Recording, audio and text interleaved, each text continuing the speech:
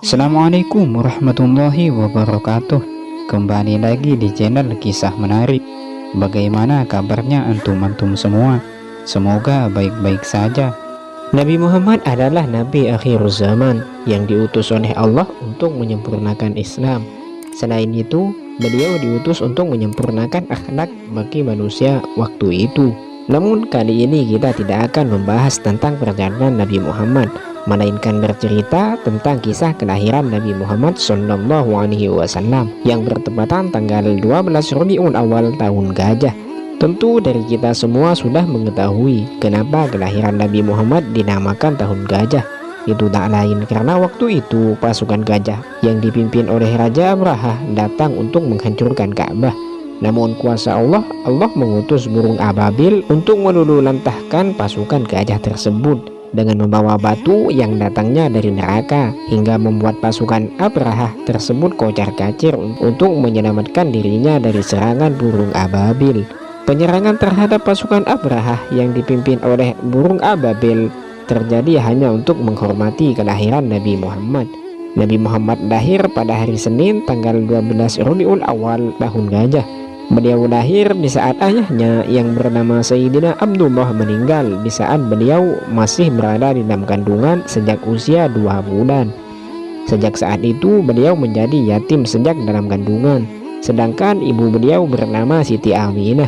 Namun perlu diketahui ada peristiwa menarik yang terjadi di saat kelahiran Nabi Muhammad, yaitu diantaranya adalah padamnya api Majusi yang sebelum itu tak pernah padam selama 1000 tahun. Namun ketika kelahiran Nabi Muhammad, api tersebut malah padam.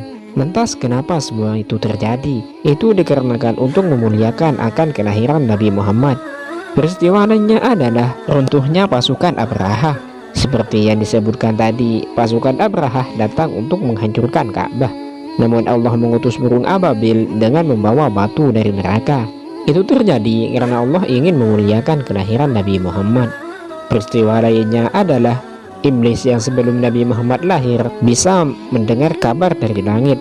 Namun setelah Nabi Muhammad lahir, maka iblis tersebut tidak bisa lagi mendengar kabar dari langit. Jika hendak memaksa ingin mendengarnya, maka iblis dipanah dengan panah api hingga membuatnya tidak berani lagi untuk mendengar berita dari langit. Itu terjadi hanya untuk memuliakan kelahiran Nabi Muhammad. Detik-detik kelahiran Nabi Muhammad pun terjadi. Bumi dan langit bergelimang wangi-wangian riang gembira menanti lahirnya insan termulia di antara segenap penghuninya ke alam nyata. Setelah tersimpan sekian lama dalam beberapa sulbi dan rahmat berganti-ganti, maka berkenanlah Allah Subhanahu wa Ta'ala menampakkan karunia geminangnya pada wujud semesta ini, menghidangkan ramah, penghormatan dan kemuliaan. Dan ketika hampir tiba saatnya kelahiran insan tercinta ini, gema ucapan selamat datang yang hangat berkumandang di langit dan di bumi. Hujan kemurahan ilahi tercurah atas penghuni alam dan lebatnya. Lidah malaikat bergemuruh mengumumkan kabar gembira. Kuasa Allah menyingkap tabir rahasia tersembunyi, membuat nurnya terbit sempurna di alam nyata.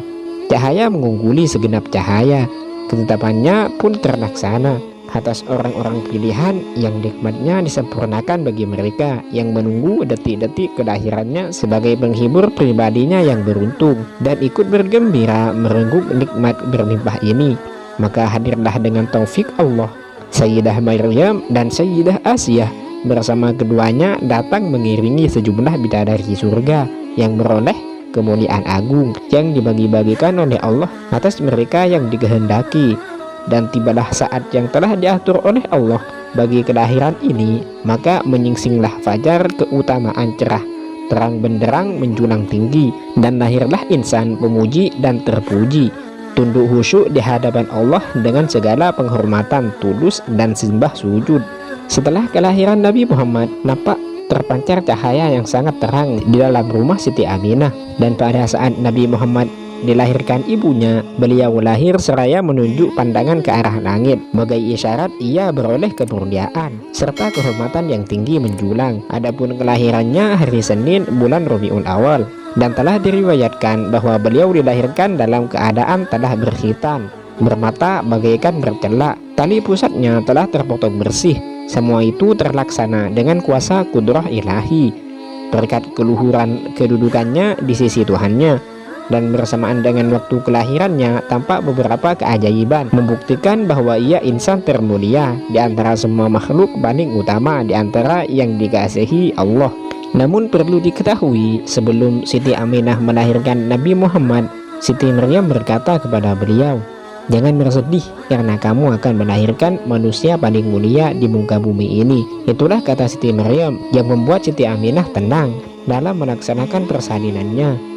Nabi Muhammad manusia paling mulia dengan bentuk yang paling sempurna, seakan beliau diciptakan atas kehendaknya sendiri.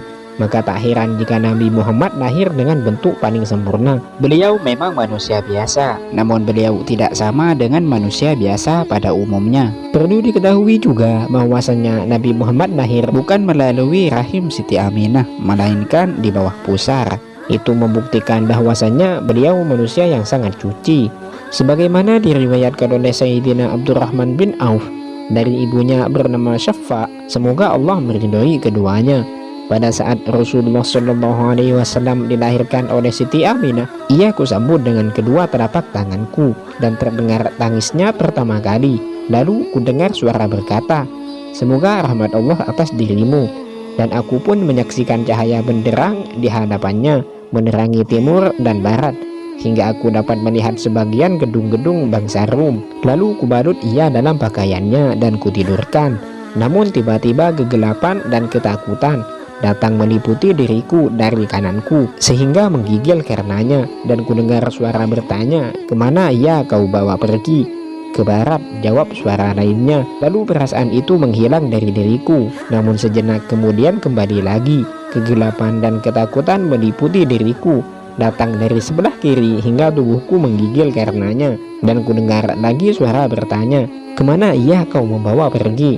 "Ke timur," jawab suara lainnya. Peristiwa itu melekat dalam pikiranku sampai tiba saat beliau menjadi utusan Allah. Maka aku pun termasuk di antara orang-orang pertama yang mengikutinya dalam Islam. Tak hanya penduduk langit yang bahagia atas kelahiran Nabi Muhammad, penduduk bumi pun demikian. Bahkan dikisahkan ketika kelahiran Nabi Muhammad, buah-buahan pun ikut bahagia menyambut kelahiran beliau. Yang awalnya tidak berbuah setelah kelahiran Nabi Muhammad, buah-buahan tersebut langsung berbuah dengan izin Allah hanya untuk menyambut kelahiran Nabi Muhammad dan juga bergembira atas kelahiran Nabi Muhammad. Itulah sekilas tentang kelahiran Nabi Muhammad SAW. Semoga yang menonton video ini ditambahkan rasa cintanya terhadap Nabi Muhammad SAW dan mengikuti jejak-jejaknya serta melakukan perintah-perintahnya, berbuat baik kepada sesama. Dan semoga yang menonton video ini dilancarkan rezekinya oleh Allah dan dipermudah segala urusannya. Jangan lupa subscribe, like, and share, dan nyalakan lonceng notifikasinya agar tidak ketinggalan video terbaru lainnya. Assalamualaikum warahmatullahi wabarakatuh.